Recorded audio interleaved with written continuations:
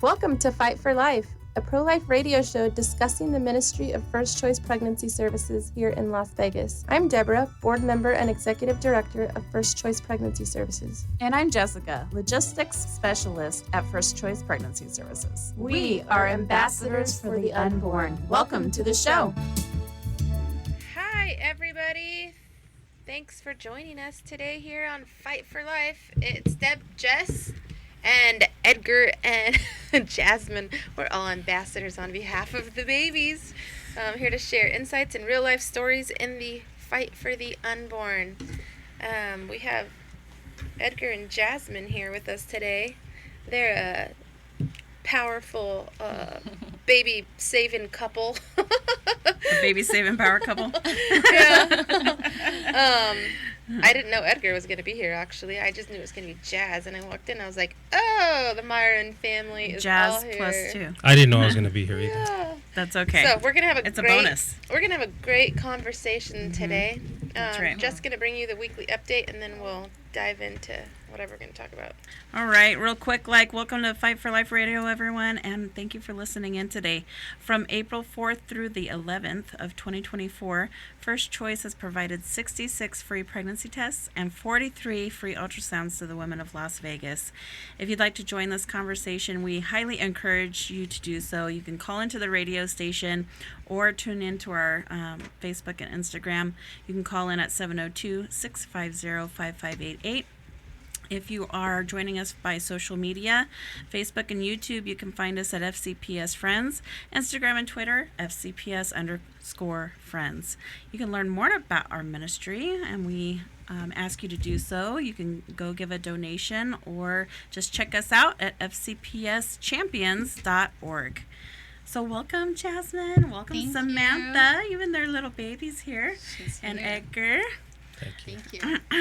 So Jasmine is a volunteer advocate and ambassador of First Choice.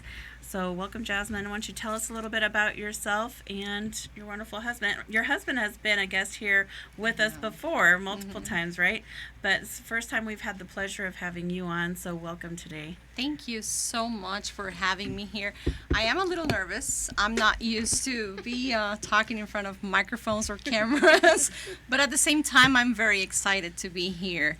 Like Jessica said, I am an ambassador and an advocate, and I am proudly First Choice Pregnancy Services advocate, and I love what I do there. I love to be able to talk to these women and to help change their mind on the decision they're making with what they're choosing for their babies. So I'm excited to be here.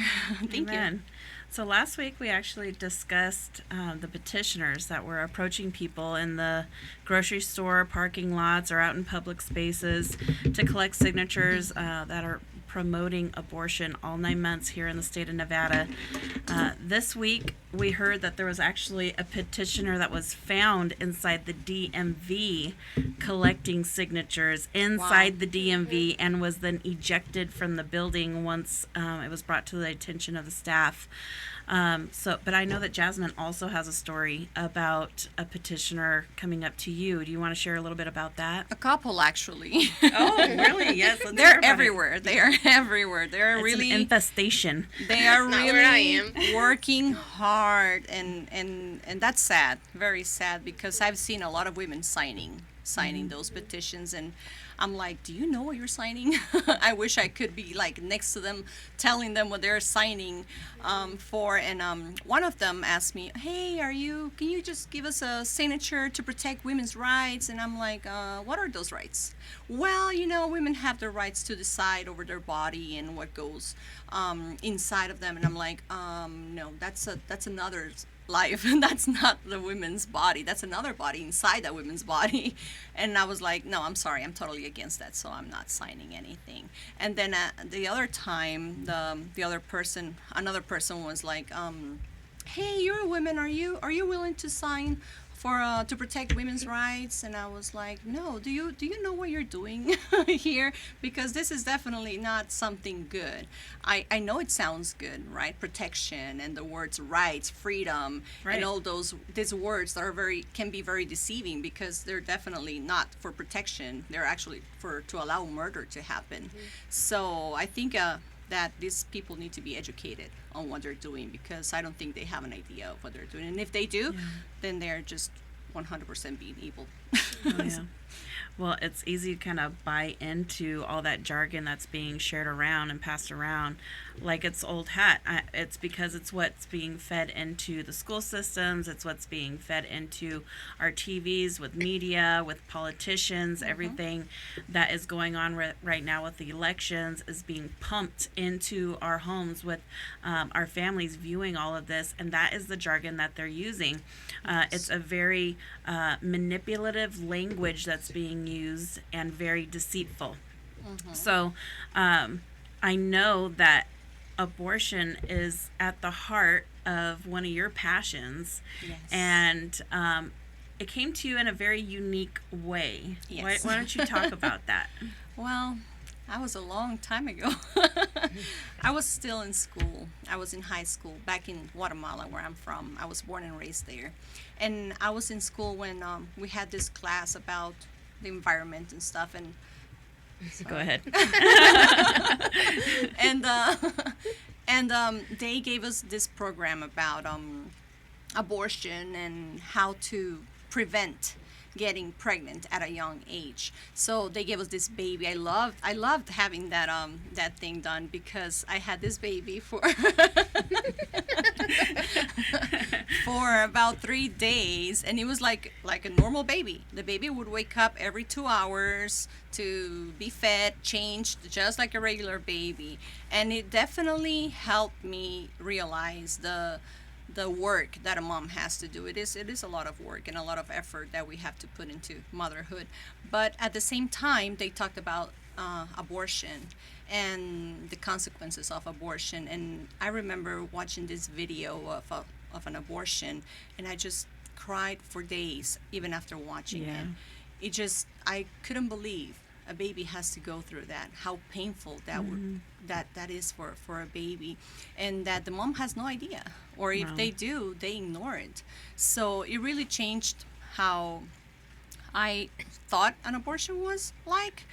And I even heard this letter from the baby. It was it had a lot of impact in my life, because they make it to like like the baby's talking to the mom as the baby starts developing. Hey mommy, I'm so happy to be in here. I'm watching my fingers grow, and I'm so excited, and I'm this far to get to see your face and stuff like that. And then the baby says, hey mommy, I'm worried about you. I haven't heard from you. Like, you haven't talked to me lately. Is everything okay? What's going on? I miss hearing your voice and stuff like that. And it's with a baby voice.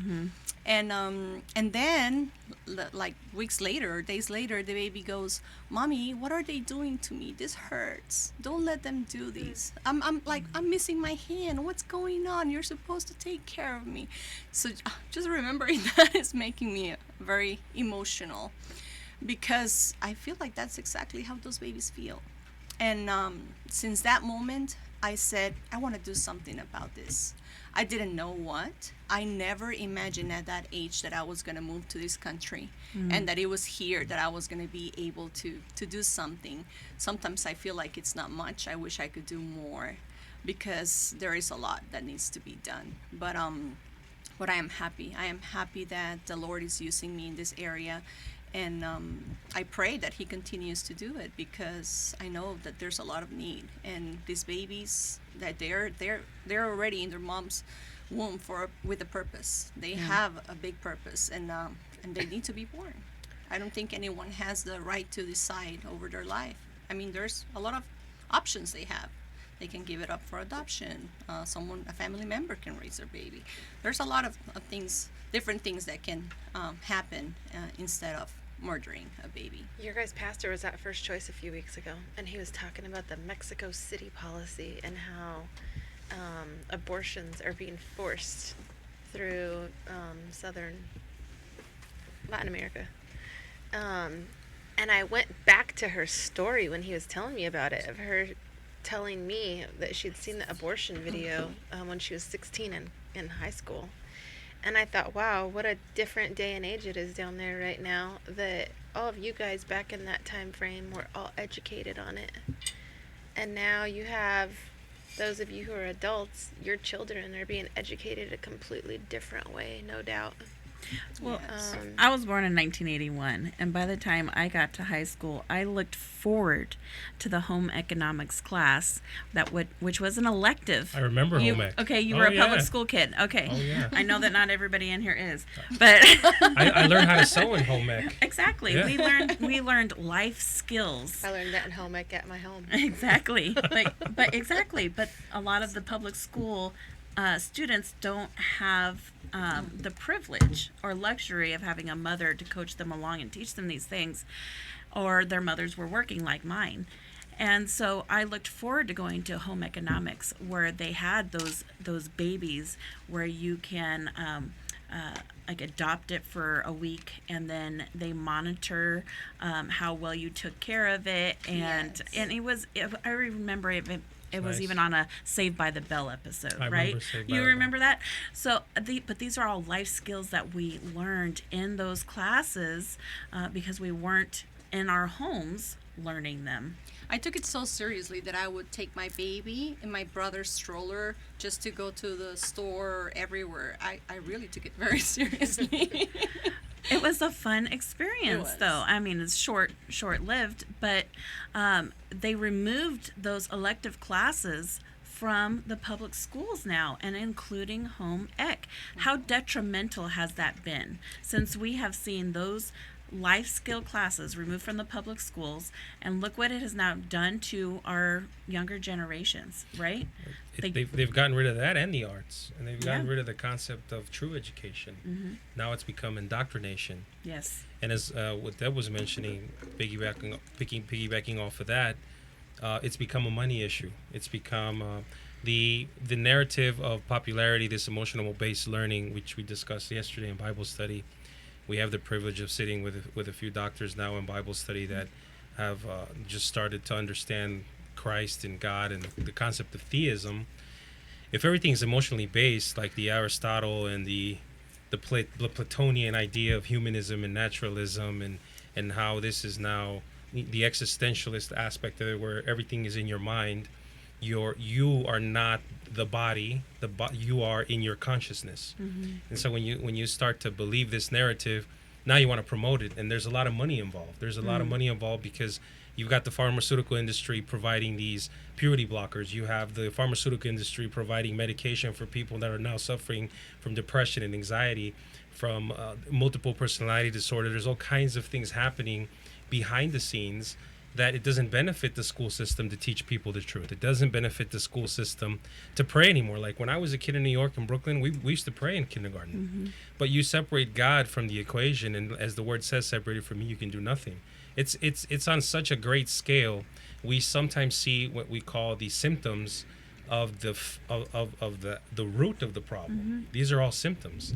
So yes, eliminate these things. Don't let people become educated, and we create a modern day slavery system where people are now being slaves to themselves.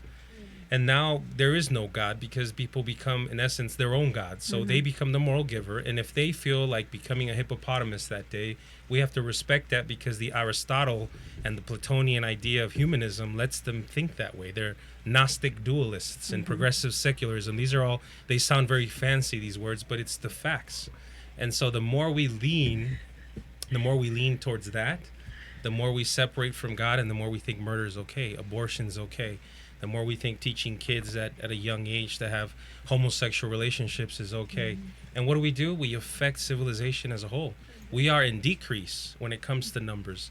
We have countries like, we have all of Europe they're behind 2 generations. China, how many generations? It takes 20 years to create a generation. Can you imagine how long it's going to take them to reestablish civilization? If you go to Italy right now, they will give you, as an American, a free house almost. They charge you like $1,000 for the home.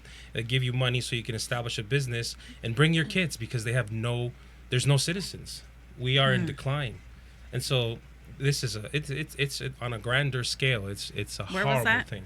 I'm sorry. Where was that? Italy? Italy? Yes, you can go No, to Italy move now. to Italy. It's public information. You can log on to the internet right now. There's plenty of cities in Italy that have been abandoned. Wow. And it's because there's no children. There have been no generations. Churches are closing in America because of that.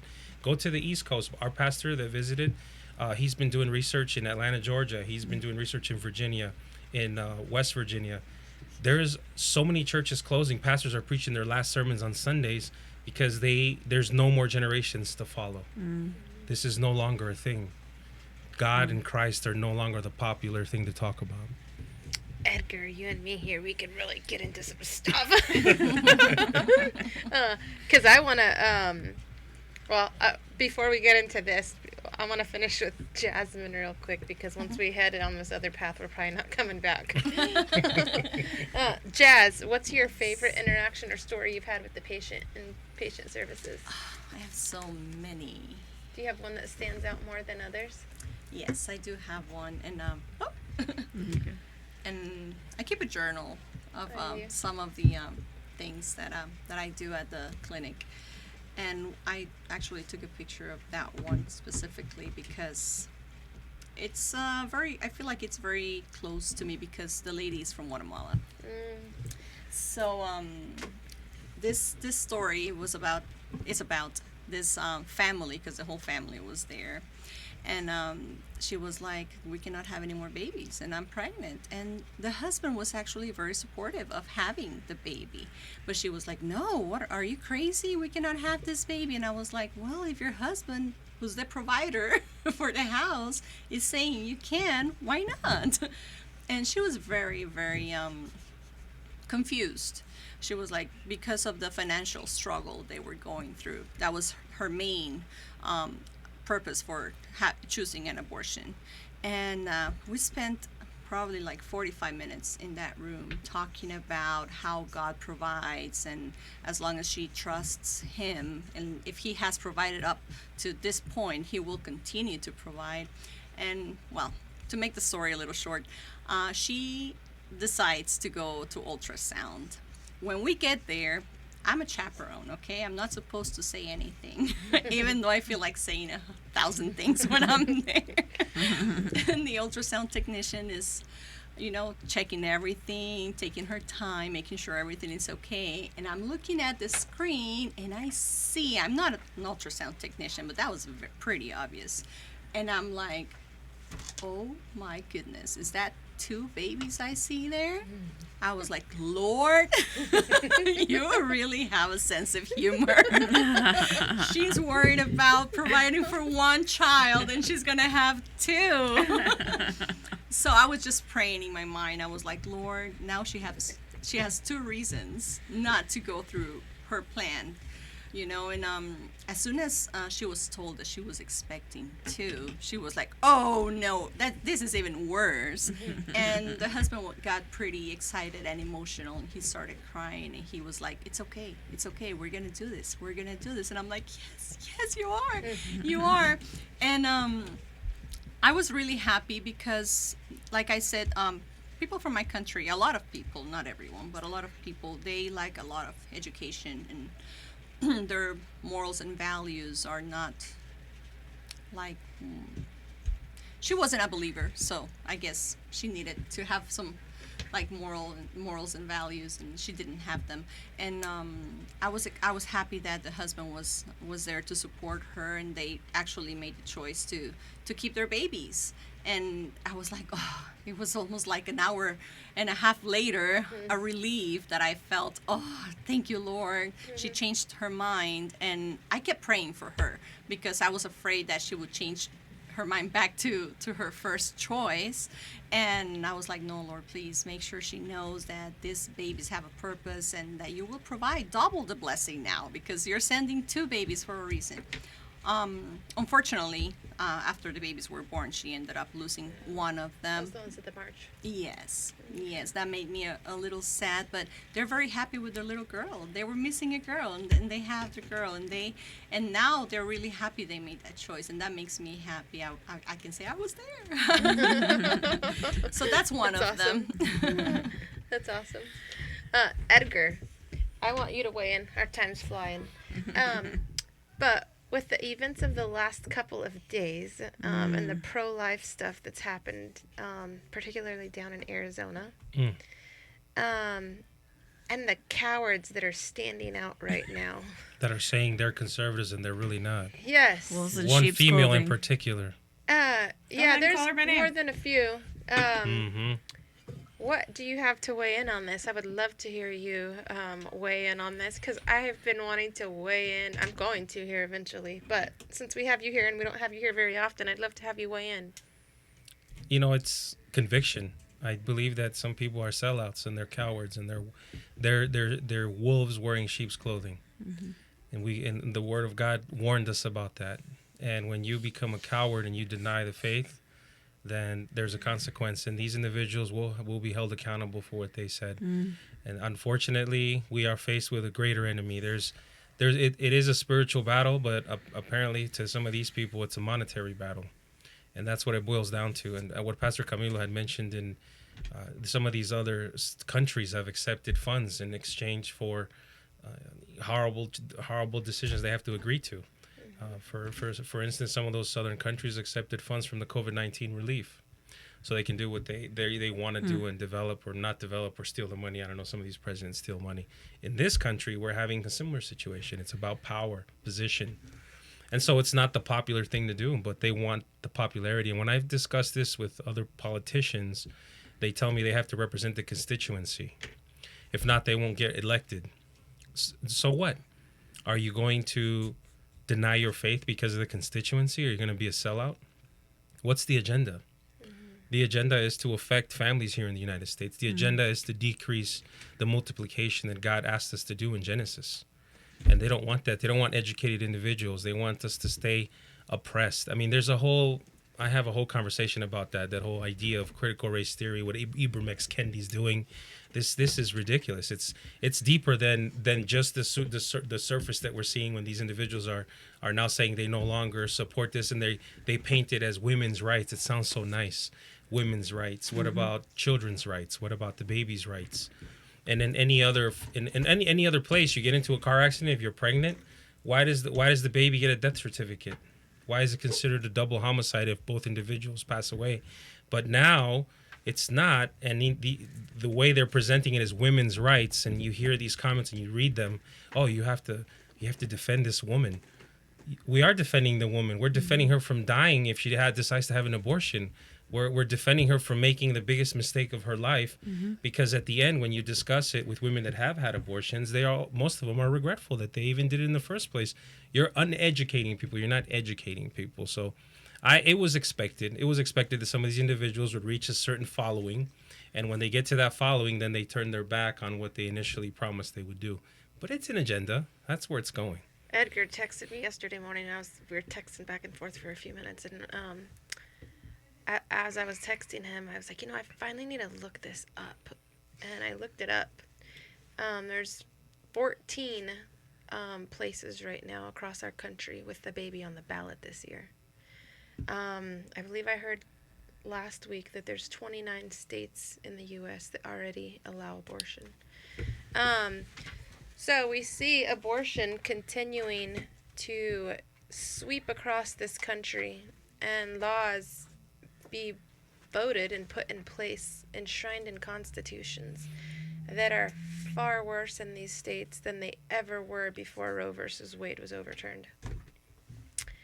And in a time where you need to stand up and be counted and be bold and courageous, people are folding like cheap suits.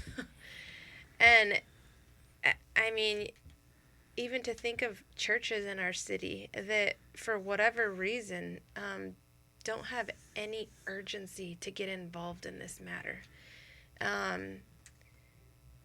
You see or Christian organizations for that matter, that lead the charge in being cowards and keeping the coffin of the aborted baby closed. Why is that? It is so disheartening and discouraging, particularly too when there are people that profess to be Christians. But we're gonna have you come back and we're gonna dive deeper be into back. this because I our time's have a almost quote up. for you guys so we can conclude on a note. Sure. A soldier doesn't fight because he hates what's in front of him. A soldier fights because he loves what's behind him. G.K. Chesterton. And if there's anything that I want to tell people today, is fight because you love what's behind you. These kids are not our entire population, but they're definitely 100% of our future. Let's do what we can to save their lives, because there we have future pastors, future doctors, future scientists. They have a future, and someone needs to speak up for them. And that is how we roll around here with Edgar and Jasmine. Thank you guys for joining us today. That was a quick show. We'll be back, Lord willing, next week. Have a great weekend. Amen.